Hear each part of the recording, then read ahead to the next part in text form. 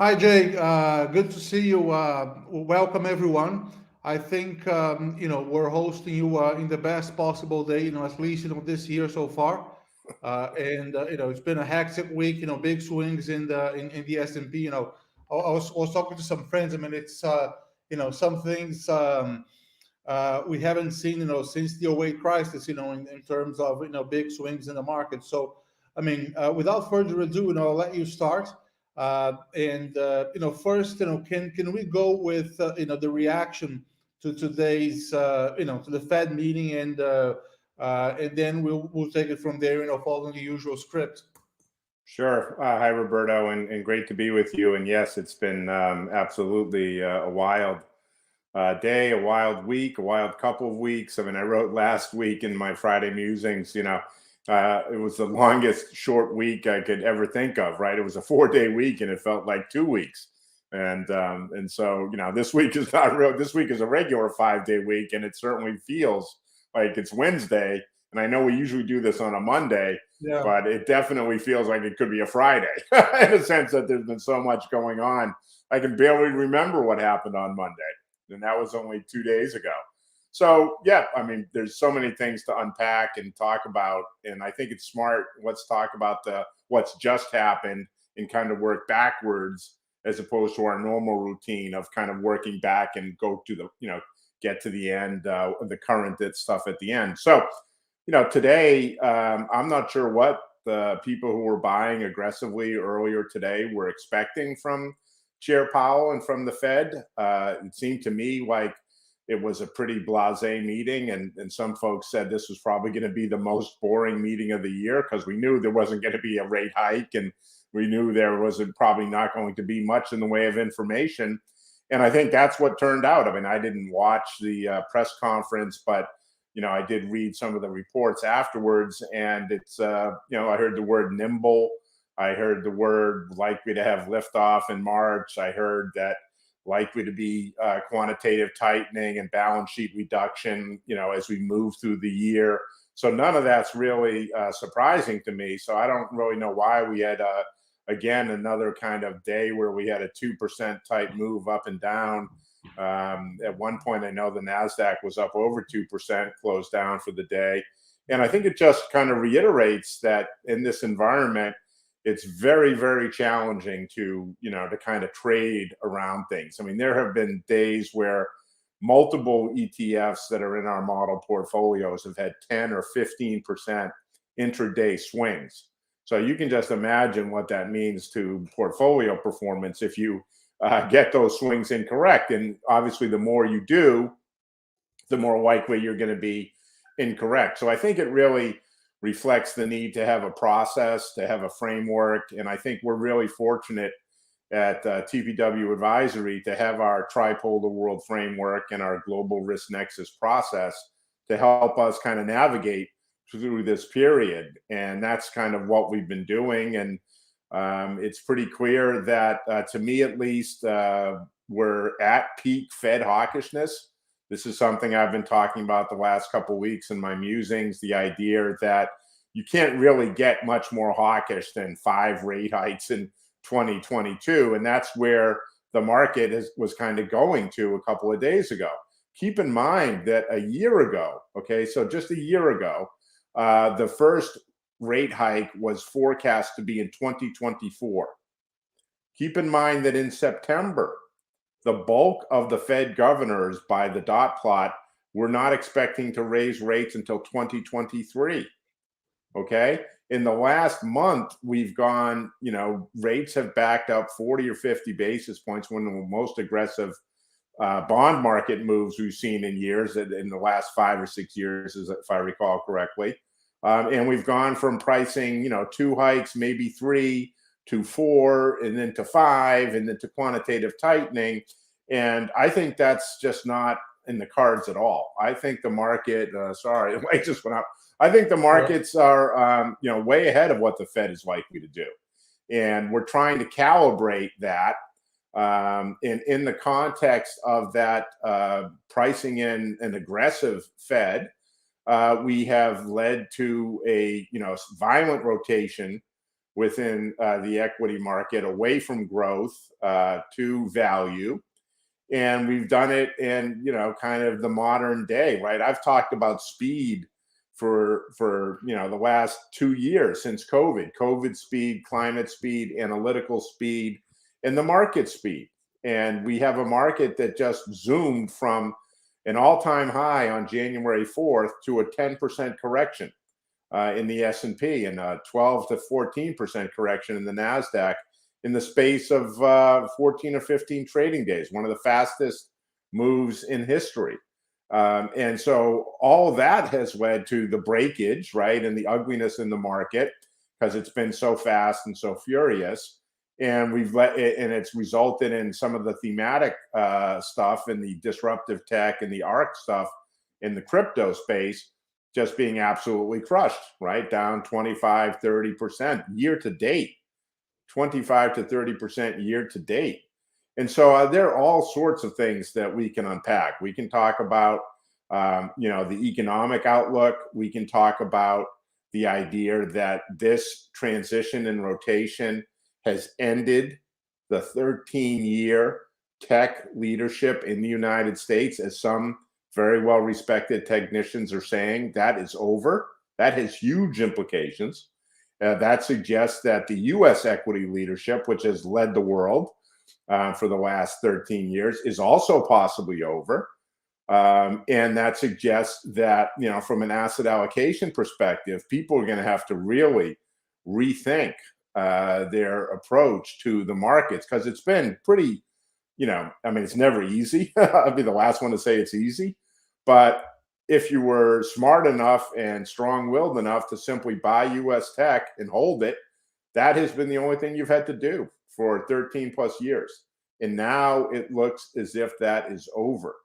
And so it makes sense that the rotation in the market kind of flat thrashing around and having these massive intraday moves, it makes a lot of sense if you put it in that context. So I think we've gone too far, too fast in thinking about where the Fed is likely to go.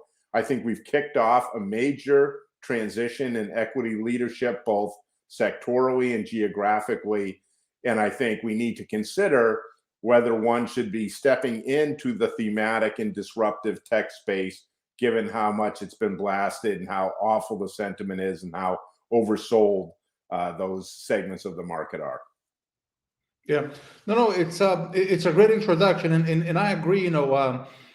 Folks buying aggressively this morning, they were expecting too much. I mean, maybe they looked at how much the correction was, and thinking they were going to get it all back in one day. Yeah, I mean, maybe not one day, but yeah, 3 days. Maybe just if there was something way too dovish or positive today, they could expect all of the losses to be erased by next week. I don't know, whatever people are thinking, but I want to go back and start with the title of the report, which is the Bruce Lee quote. It'll be like water. So what did you do like mean that? by that, and how should we go about this? Did you like that quote? Are you a Bruce Lee fan? Well, I am kind of, but I didn't know that quote. Yeah, I'm kind of somewhat of a Bruce Lee fan, and so it's been one of our areas of focus over the last month or so has been Asia, right? And we've been progressively repositioning the portfolios, our two models, our global multi-asset, particularly the global multi-asset, less so the TPW20 thematic, positioning them towards Asia. Right, I wrote my piece a couple of weeks ago. Look to the east, making that case that we should think about China and the 2022 glide path. The case for Japan, a deeply oversold, ignored, cyclical market with a very cheap currency. All that stuff would seem to be like really appealing in this environment, but nobody could, people could care less about Japan. And so that's been kind of on my mind. And I was thinking about Bruce Lee and had recently seen the movie, his documentary, Be Like Water, which if anyone hasn't seen it, they should watch it if they're at all interested. Just really great history of Hong Kong in the 80s and the movies, the Kung Fu and karate movie, his industry, etc. So I mean, I think the key point is, to be like water. And so you want to be, he made the point, and I quoted it in my musings, that, water, when it goes into a cup, becomes the cup. When it goes into a pot, it becomes the pot. When you fill up a bottle of water, the water becomes the bottle. And so you want to kind of be, you want to be flexible. I take away from that we want to be flexible. And it was interesting because I was on Bloomberg on that Friday when I was doing the musings, and John Farrow, the host, asked me, to talk about how I was dealing with the environment. And one of the benefits of being with TPW Advisory and having a global multi-asset framework is that we are global and we are multi-asset. So we're not growth investors that have to just sit in growth. We're not value. We're not small cap. We're everything. And sometimes that's too much, but other times it's really very, very useful. And I think in this case, we have repositioned the portfolio heavily towards Asia, overweight China, both equity as well as bond, as well as currency, and overweight Japan equity. And it's been, they've both been significant outperformers year to date. And we also have been, very focused on value in the cyclical space. And so energy, that's something you and I have talked about for the past year. Old energy, new energy, financials, both US and European, IFA value, which includes a lot of Japanese financials. These are all pretty big positions within the model portfolio. And, they've held up quite well. We have virtually no US big cap tech in the portfolio. There's some in the thematic portfolio, of course, but in the multi-asset, there's very little of that. And so, that was kind of the approach to be like water, that we want to not tell the market what to do or what's going on. We want the market to tell us, and we want to be flexible enough so that we can position for whatever market we're in, as opposed to being stuck in a market that's very bad for whatever strategy it is that we're managing or we're running. And so, it really does reinforce, I think, and particularly for, folks listening, if you're thinking about how to position and where to allocate, having a global multi-asset vehicle, allowing you to position in commodities, which are up, 12% year to date, allowing you to massively underweight bonds, which are down. Barclays Ag is down 3%. TLT, the 20-year Treasury ETF, is down 5%. It's the second down year in a row. We're in a bear market for sovereign debt in the developed economies. So why own it?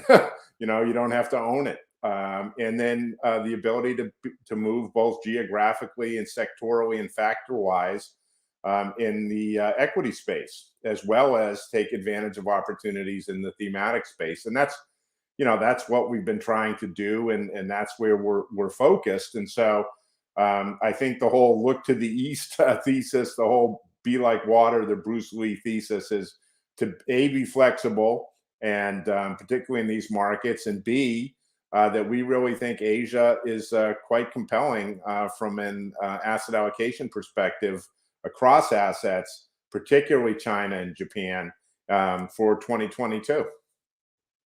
Mm-hmm.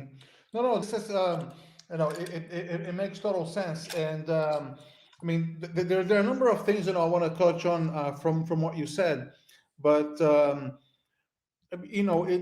despite all the volatility, there seems to be a strong rotation going on, and if this is the end of the U.S. of the mega cap and of the $1 trillion club leadership. A little bit of money that comes out of that pool can basically make everybody happy, correct? Yeah, if they're in the right things. Yes, absolutely. And you've seen that. XLE is up 17% year to date. So while the market and the headlines and CNBC have their market sell off, blah, blah, blah, XLE is up 17%. So yes, there are, but you have to be there. You kind of have to be there. We've been there. It was a great performer in 2021. I think XLE was up something like 50% in 2021. It's up 17% year to date. Do you buy it today? No.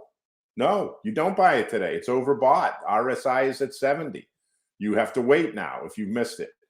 But that's why you need to, the trick and the challenge is to get to the position early and have the wherewithal to be early, which typically means maybe you're wrong for a week or two or a month or so, means maybe it goes down for a little bit, means you need to pay attention to technicals. So, I mean, I think that your broader point, though, is correct. And I think that's why I referenced Marty Pring in his work. For a guy like that to say technically, on a technical basis, this now is broken. This structure, this tech equity leadership, big cap leadership is broken.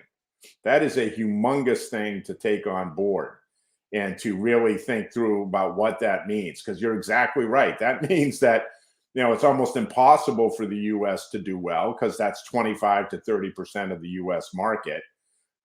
It means that there's tremendous room for the value and cyclical stuff to work. And we all know, and we've all talked about it for months, any chart you want to look at with any kind of history, 3, 5, 10-year history, value has been absolutely decimated. It could go up for years before it, kind of recaptures all the space it's lost on a relative performance basis versus growth. And so, yeah, I think this is why I raise it. I think it's a humongous issue. So amidst all the issue about the Fed and rate tightening and growth and inflation is, there's that bucket, the fundamental economic framework bucket, which we should definitely get into at some point. But there's also the implications of that bucket on the investment world, which is principally and primarily this end of tech leadership, which translates into end of U.S. equity leadership, which translates into look at Japan, look at Europe, look at parts of EM, ILF, Brazil, EWZ, one of the best performing markets in the world year to date. I mean, who would have thunk it? I mean, we gave up on it 6 months ago. Right now it looks, at least for the last couple of weeks, it's a mistake to not be involved there. But it goes to show you that maybe now the commodity, the linkage between Brazil and the commodity space has finally kind of reset itself after not having been there last year, which is why we finally gave up. But the bigger point is that I think if this is right, and the other factor to throw in here we haven't really touched on is the dollar. Typically, the dollar weakens during Fed tightening cycles. It's kind of counterintuitive. You would think that when rates go up, the currency would go up, but actually, because markets are forward-looking, typically over the last, 6 or 7 rate hike cycles, the dollar has gone down consistently. So if the dollar goes down, that reinforces the commodity move, right? That reinforces the non-US equity move and gives it gives you more room to run. And I think that's also happening here, that, DXY, if you look at it, has not really been able to break through, notwithstanding all the, U.S. rate back up and U.S. economy doing better than the rest of Europe and Japan, et cetera. And now we're at the point where that gap between U.S. policy and the rest of the world and U.S. growth in the rest of the world is going to narrow, not expand, going to narrow, because in 2022, for example, consensus GDP has Europe growing faster than the US. That hasn't happened in half a dozen years. Japan this year is forecast to grow about 3%. That would be the best growth in Japan in a decade. So that gap between the US and everybody else is narrowing, which means that some of that money can start to go back out of the US. And just to give you a stat, kind of like your point about big tech and all the money that's wrapped up there, here's an amazing statistic. Foreign investors own 40% of the US equity market, 40%. They own 35% of the US Treasury market. To give you a counter illustration, Foreign investors own less than 5% of the Chinese equity market and less than 10% of the Chinese bond market. And as I'm sure all are aware, the PBOC, the Central Bank of China, is on an easing cycle, not a tightening cycle. They're full on easing. And this is something that we've talked about with our China 2022 glide path. We think that China this year is on kind of a glide path until the fall, when President Xi is likely to get his third term. Policy is going to be conducted to support the glide path. And therefore, we can buy Chinese assets that have been crushed. Last year was one of the, China was one of the worst performing markets last year. China tech sells at a 50 to 60% discount to US tech. The currency is strong. Rates are coming down. The central bank is easing. So I think that, that's another, set of factors that we need to consider. So amidst all this, action on the equity side and the fixed income side, I think we really want to pay attention to the dollar as well, because that's something that can give these moves, which are very nascent, right? Just beginning, these non-US value cyclical moves, really beginning. That if a weak dollar comes along, then, as I said, 40% of the US equity market is owned by foreigners. They don't have to be there. They can, they can sell and go back to their home country or go somewhere else. And, once that gets going, the flows could be considerable, and they reinforce each other, right? The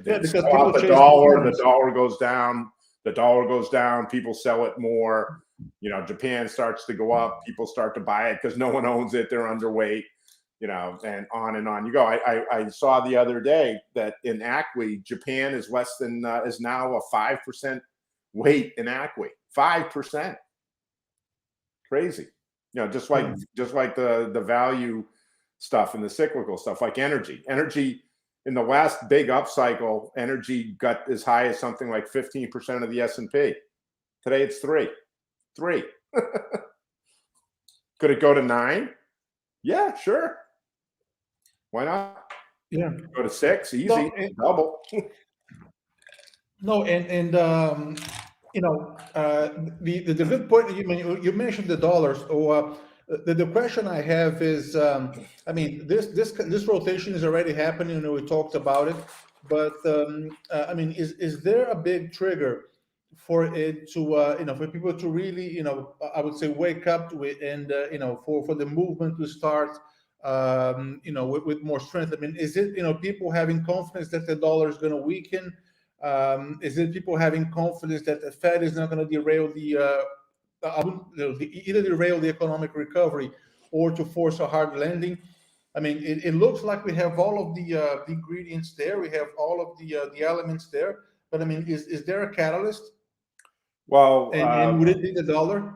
Well, I think there are kind of two questions there. Right? One is the catalyst to weaken the dollar, and then could the dollar, I guess, be a catalyst? I think that, as I said, people need to take on board the history of rate tightening cycles and what that does for the dollar, and start to position accordingly.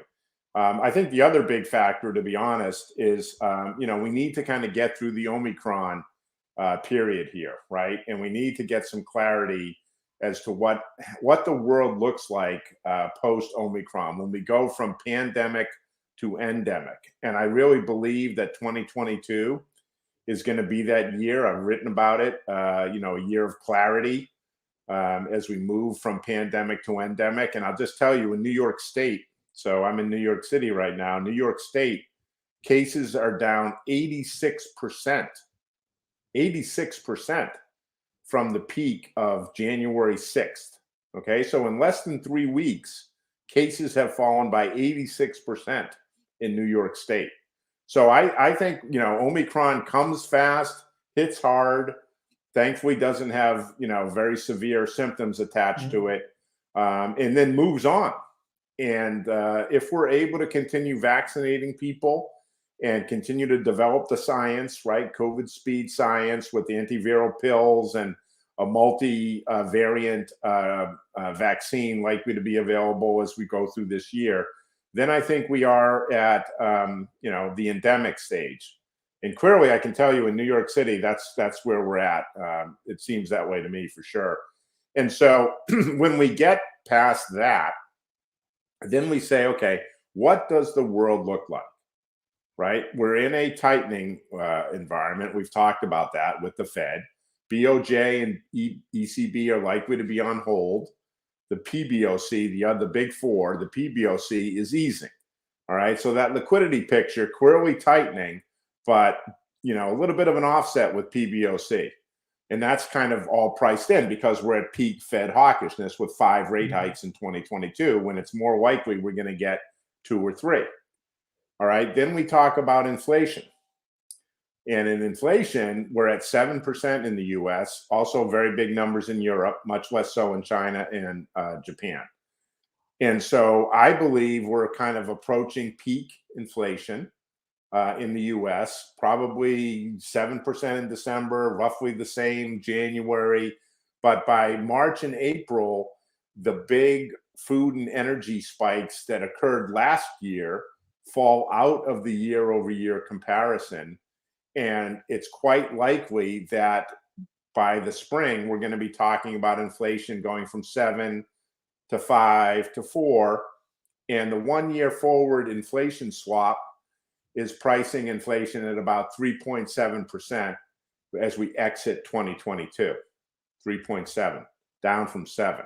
So not the 2 that the Fed is supposedly kind of aiming for, but half of where it is today.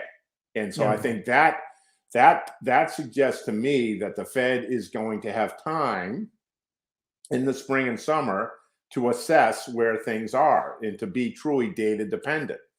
And that's why I think, as I've said for some time, paying attention to the dot plot and things like that is useless. I don't know why anybody does it. They change all the time. They're nothing more than like almost a finger in the wind type of thing. We're going to have a very different inflation picture in the second half of the year than where we are today. We're also going to have growth, and here's an important distinction: slowing growth versus slow growth. Okay, we are going to have in the US and Europe slowing growth. Growth in 2022 will be slower than 2021, but it's not slow growth. And what do I mean by that? The 5-year period up to and including 2019, the US averaged real growth of 2.3%. Okay, 2.3% real, plus 2% inflation has 4% nominal growth. Okay, that was the 5-year average. And now, this year in 2022, we're likely to have about 4% real and 4% inflation for the full year, which is nominal growth of 8%. Okay, more double what we had pre-COVID. And JP Morgan and others have done the work that suggests when you have this kind of nominal growth, you have earnings growth of 15 to 20%. The consensus for earnings growth for 2022 for the S&P is about 7%. So I think there's considerable room for earnings surprises, upside earnings surprises. The same thing holds true in Europe, even more so. Europe's growth was less than the US over that 5-year period up until 2019. And this year, Europe is going to grow faster than the US. And so the earnings surprises that are likely to come out of Europe this year are going to be, I think, quite significant. In Japan, we touched on 3% real growth, the best in a decade. Earnings surprises, quite likely. Currency, very weak. On an OECD basis, currency is undervalued by 15 to 20% on a trade-weighted basis. So Japan is very well exposed to any kind of cyclical global expansion, which is what I think we're going to. So my view, and really hasn't changed at all with the market dynamics. Okay, the last couple of weeks has been a market issue, not a macroeconomic issue. So the macroeconomic issue or outlook remains a year of clarity on COVID from pandemic to endemic, high nominal growth rates relative to pre-COVID period, sustained negative real rates, which we haven't touched on, but we'll touch on it right now. Real rates are going to remain negative, right? If we have a 2% 10-year and 4% inflation, what's the real rate? -2. Are we really going to have like big market weakness with real rates being negative? I think this is something that people don't appreciate enough in terms of financial conditions and a correction versus a bear market, right? I struggle to see how we can have a dramatic sell-off of the 20 to 30% type level when we have high nominal growth and negative real yields. It doesn't really comport with me. So that's the environment that I think we're going into. So above trend nominal growth, declining but above trend inflation, sustained negative real rates, which leads to a solid earnings environment, which should support risk assets, particularly in the cyclical and value space. Now, the big question becomes what happens after that? So after 2022, what does 2023 and 2024 and 2025 look like?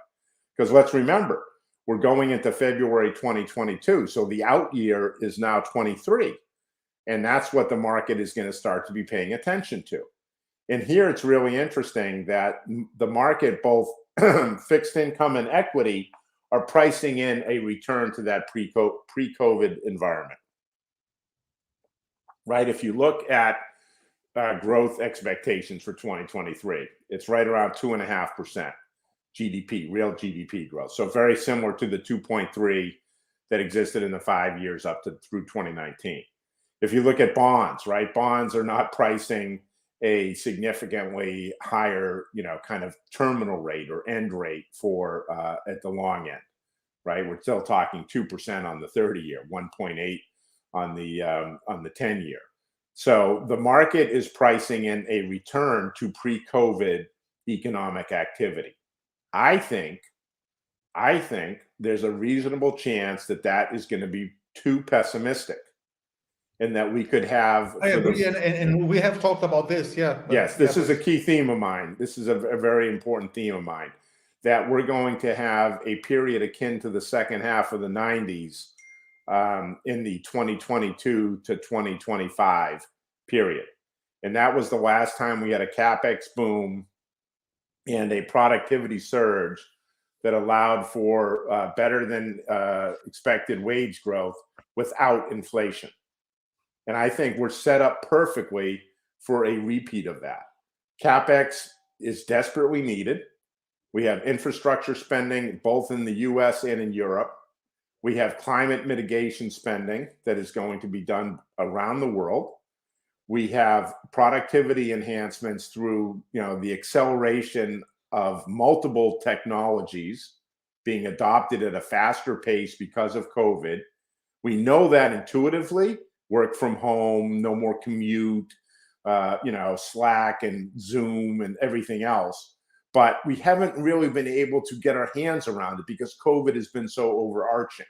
I think the next couple of years, this stuff is going to really manifest and become visible. And it drives profit margins, it drives earnings, it drives consumption.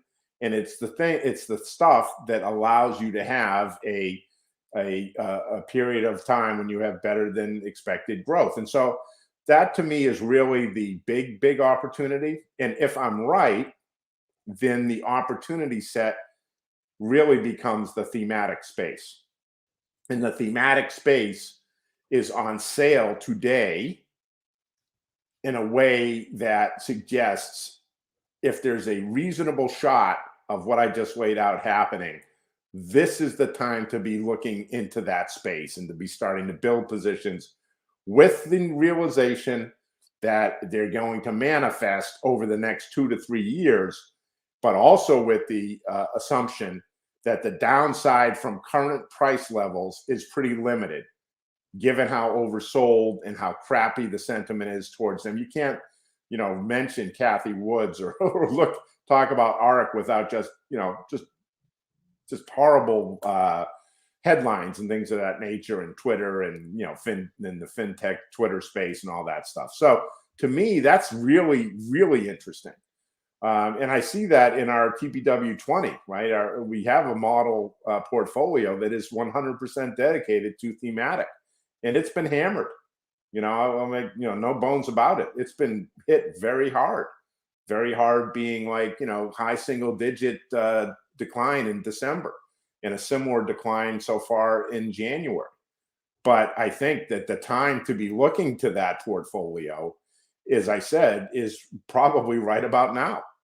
And so that's the other thing that's really interesting and exciting to me. The idea that we're moving from growth to value, from US to non-US, and the opportunity set for that second half of 90s, that analog playing out in the next couple of years with the thematic space flat on its back suggests that that's another real area of opportunity. No, it makes sense. And I know we've been talking about it, but can you name some of the things thematic that have been destroyed? Is it the stuff like ICLN? I know we have not been in ICLN for a long time, but Yeah. Is Well, it no, ICLN?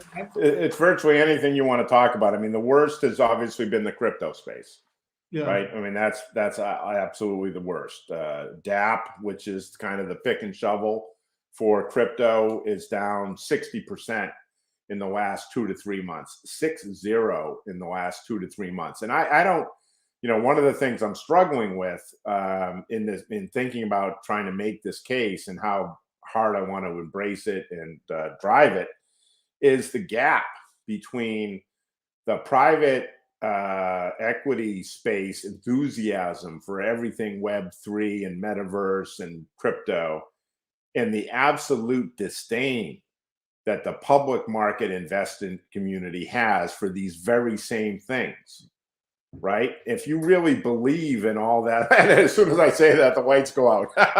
Yeah. But if you really believe that Web3 is going to drive things, and the metaverse is really going to be like the thing, then why are you not buying DApp down 70%, which has all the names, Coinbase and et cetera, and MicroStrategy, and all the things and all the companies that are representing the blockchain and the build out of decentralized finance? And that's the thing I don't get. The gap between, every day you read about more companies being given more money at ever higher valuations in the private side, in the public side down 70% in 3 months. Well, that dichotomy makes somebody is badly wrong.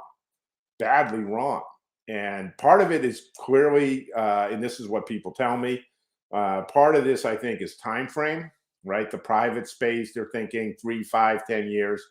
Kathy Wood has been articulating and really pressing that she looks at things on a 5-year view. So you can't really be an ARC with a 3-month view or a 6-month view or a 12-month view. You need to have a 5-year view. And fair enough. That makes perfect sense. And so in the crypto world, I guess the private sector, private space, all these super smart people raising these oodles of money, billion-dollar funds for crypto, left, right, and center. I don't know why one of them doesn't say, yeah, let me have $500 million. I'm going to buy, I'm not going to tell anybody, but I'm going to buy DApp at $12 and I'm going to watch it double. And then I'm going to take that money out and then invest in the private space. Right. So that's one of the struggles. The other things that are, I mean, they're all down for the most part. But particularly the crypto, the disruptive tech, so the ARC fintech, the automation, things of this nature, which again, if you believe that we have a labor shortage, and if you believe that wage gains are going up, and you want to increase production in the expensive parts of the world like the US and Europe for semiconductors and electric vehicle batteries and things of that nature, then it's going to be automation that's going to drive a lot of that. But you can't give bots away, which is the automation ETF. That's down year to date 20%. So it's pretty much across the board. The things that have held up the best are the climate specific, like the KRBN and things of that nature that have a direct application. But and Jets, which is interesting, right? Jets, which is our reopening play, that has actually done quite well, and that suggests again to me, and I don't think I've said this so far today, but I should. To me, that plus the fact that the 10-year bond did not break 175 here in the last week or two, plus the strength in the commodities, not just oil, which is somewhat kind of driven by Russia and Ukraine, but also copper, iron ore, etc. Though the strength in those segments suggests to me that the market is sniffing out, post Omicron, second quarter, third quarter are going to be quite strong, and it's going to be interesting because it's going to be strong at the same time as inflation is coming down, and that's going to be the thing the Fed is going to have to parse as it moves through the summer.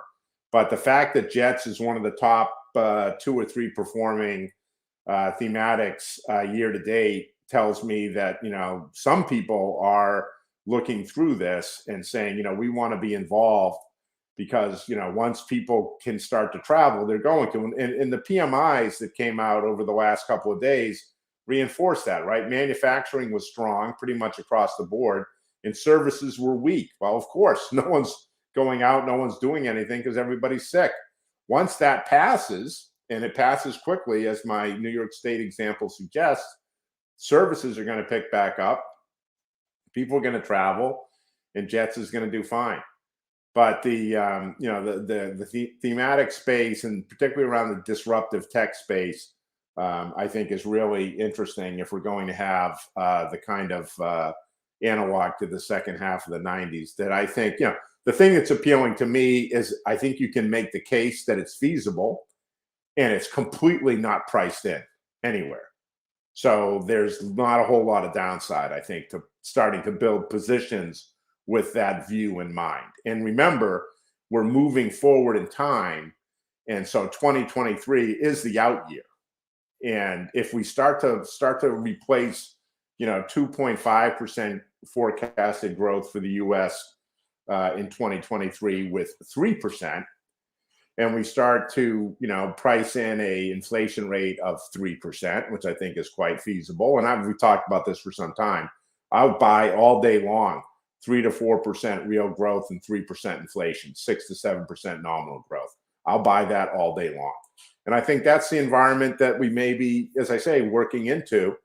And as it becomes apparent, and as COVID fades and we start to focus on the benefits of the acceleration of multiple technologies converging at the same time and being funded by all this money that's out there, then you're going to see, you're going to see some dramatic movements in some of these things that right now people can't give away.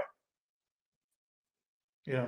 No, and I fully agree. And can we before I forget, can we go back to the negative interest rate point that you mentioned? Because I'm sure. I don't know if that was your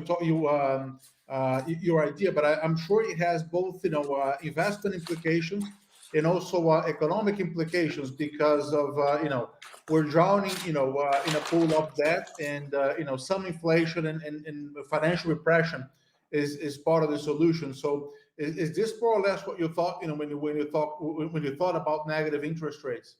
Yeah, well, that's definitely part of it, right? We're going to have the financial repression and gradual, kind of erosion of debts. We're going to have hopefully higher, faster growth. It suggests that you don't really want to hold cash. You don't want to hold bonds, right? Why would you hold a bond that yields 1.5% like the U.S. 10-year with inflation at 5-6%? Right? Your real return on that is horrible. And so you almost have to buy equities. And this is part of the point, right? As I said earlier, if you're going to have sustained negative real rates and high nominal growth, why would you not want to be in equities? Why would you want to be in anything else other than perhaps, commodities, right? because you're going to have decent growth. And I think where it really comes in, Roberto, is in the contrast between today and 2018. And I wrote about this a couple of weeks ago, how in 2018, I had a similar view, right? It was titled at that time, Go South. And my case was, that we're the kind of peripheral countries in Europe, Spain, Italy, Portugal, the ASEAN countries in Asia, South America and the Americas was where we want to be, because we're in this, this growth environment, this kind of long growth cycle. And of course, sadly for me, it failed. That view did not work because the Fed came in, right? And we were late cycle, and the Fed tightened and markets broke, right? And that's the mindset that a lot of people have today, because that's the last time the Fed raised rates, really, was 2018. And the markets didn't like it and didn't respond well at all. And so now I'm saying not go south, but look to the east. And I'm like, oh my God, am I going to do the same stupid thing where I say, go do this stuff and it fails badly? And so I've spent quite a bit of time reflecting and studying and examining the differences between 2022 and 2018. And there are 4 significant differences, okay? In 2022, we are early cycle, not late cycle. In 2018, we were late cycle with the economy slowing, with Trump and China trade war, and versus today where we're early cycle, because every time the economy starts to get going globally, we get a variant that knocks us back, right? Delta knocked us back. Omicron knocked us back. The good news is that we're still early cycle, even though, again, and such what I talked about earlier, right? Slowing growth versus slow growth. They're 2 very different things. So we're early cycle versus late cycle. We have high nominal GDP, which we've covered, versus in 2018, 2019, as we've already talked about, nominal GDP, nominal growth was about 4%. In 2021, it was probably 12% in the US, 10 to 12%. In 2022, as we've talked about, it's probably going to be 7 to 8%. So high nominal growth is the second. The third is negative real rates, right? Real rates were already positive when the Fed started to tighten in the last cycle. Today, real rates are decidedly negative and likely to stay that way, in part because of the debt. The size of the debt tells you that we can't really have much in the way of a real rate environment, because we just can't absorb all the debt. It becomes too onerous. And then fourth is the weak dollar, right? The dollar was strengthening in 2018, 2019. Now I believe it's already peaked on a DXY basis and is going to roll over, as we talked about, as it has with Fed tightening cycles, and as I think it will do as the gap between the U.S. outperformance and the rest of the world, particularly Europe and Japan, shrinks in 2022 and 2023. So there are 4 distinct and separate and important differences between where we are today and where we were the last time the Fed started to tighten.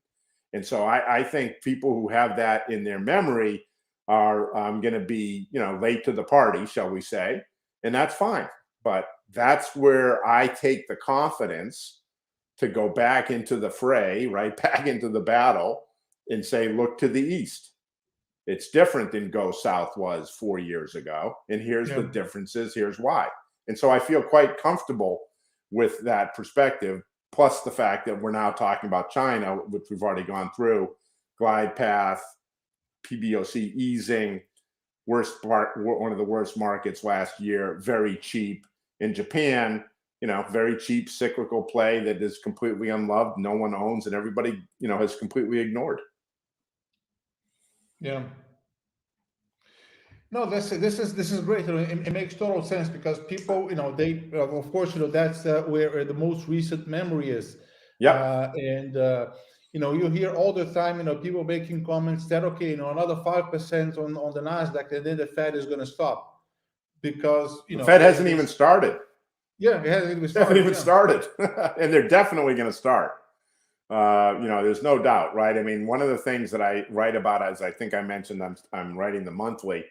Will be in the OHM site on Friday. But I talk about how politically the number one most negative polling point for Joe Biden is inflation. Yeah. Right. That's where he polls the worst out of all the issues that are out there. He polls the worst on inflation. So, and we do have very high inflation. And, the economy is quite stable. And as we move from, pandemic to endemic, the case for, the Fed being as easy as it has been goes away. And that makes perfect sense. And I think the market can handle. Again, the market's already priced in 4 or 5 rate hikes. So the Fed hiking once or twice should not cause anybody any problems. It's already in the price. It's already the Fed fund futures already are pricing in all those hikes. So the Fed becomes dovish, then we'll think about what that means. And does that mean that's when you should take a little off the cyclical value stuff, and that's when you want to buy some growth back? And but that's down the road, right? We can cover that in the spring and summer.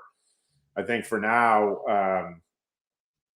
that's not what we have to worry about. But the Fed has barely begun. I think the Fed is going to start. They are going to be able to get 1 or 2 rate hikes off the ground. They would love to be able to do more and have like a better rate cushion to then cut. Same with Europe, right? I mean, now we actually had the 10-year bond poke its nose above 0 the other day for the first time in 2 years. 2 years.